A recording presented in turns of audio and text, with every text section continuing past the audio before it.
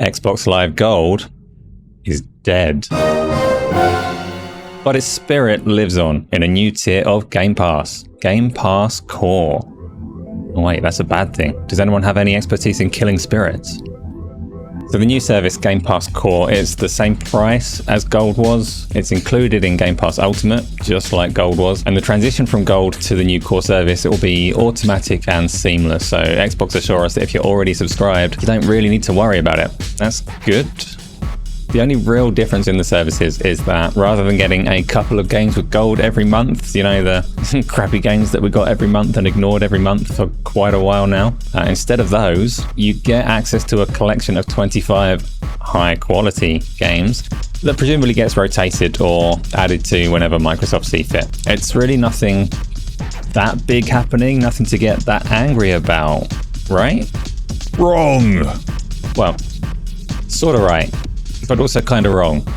So there isn't that much about this change that's worth getting really angry about. It's quite a minor difference. It's a naming convention and a small difference to the way that you're accessing games. But Xbox console fans should already have been angry about this situation for at least 6 years. This moment is a missed opportunity to see a long overdue positive change, and that is the problem. Xbox Live gets a fairly bad rep, but it wasn't always like that. The service was introduced alongside the Xbox 360 as a premium online gaming service for the console, and back then I'd say it was worth the price. It had cross-game parties, system-wide reputation systems, it had true skill matchmaking, and it had game lobbies full of people talking shit. For better or worse, they were just talking shit all the time. So the Xbox 360 shipped with a comms headset in the box, which meant that everybody had access to it and everybody was talking to it. And all of these things came together, all of these features being like so integrated into the system, really made Xbox Live Gold a pretty special way to play back when the service launched. I was quite happy to pay that, and so were a lot of other people. The service did pretty well, and Sony obviously saw that recurring revenue and they wanted a piece.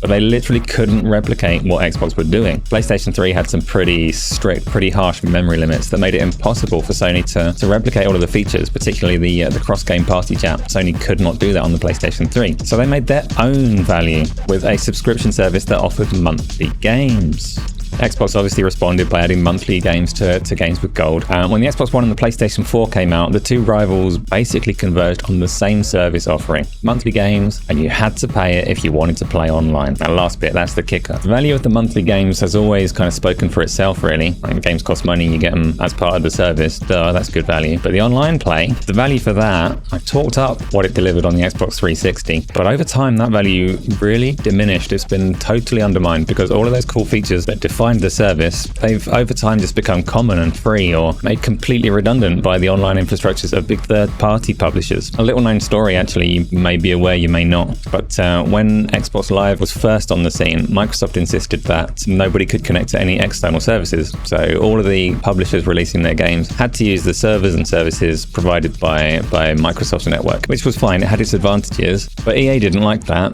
They wanted to provide their own services and their own infrastructure, and they threatened to pull their heavyweight games like FIFA off of the platform unless Microsoft changed that policy. So that policy fell by the wayside, which made sense for EA. It wasn't necessarily bad for players, but at the same time, it did bring the Xbox Live offering more in line with other things on the market. More recently, and not too dissimilar, Epic threw the weight of Fortnite around to make it so that free-to-play games would be exempt from the paywall, because that's important. That's important for Epic to maximize the money that they make. But it created this weird situation where if a game is free to play, you can play it online. But if you paid money for a game, then you'd need a subscription to play it online. It's a ridiculous scenario that somehow just gets accepted as a positive thing. Like, yay, free-to-play games are actually free now.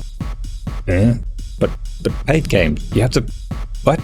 It's nonsense. But the thing that really undermines the value of paying for online play on Xbox, though, or really highlights the problem, is the way that Microsoft offered the exact same service to PC gamers without the charge. PC gamers can use the full online service, every single feature of it. They've got the multiplayer games on the same servers, they've got the same party chat, they've got cross-platform play. They've got everything without paying. Microsoft tried to charge them once with games for Windows Live, and it blew up in their faces. PC gamers were not having that. So now PC gamers can have all of the cake and they can eat it, and then they can get more cake because the cake is free forever, so they can keep having cake.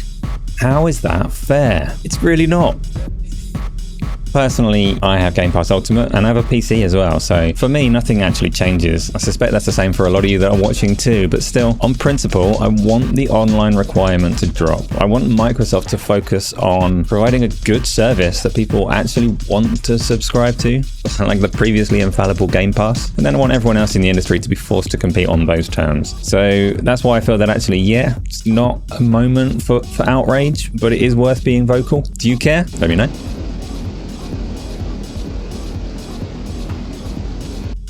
Melting outro. I've got nothing to say.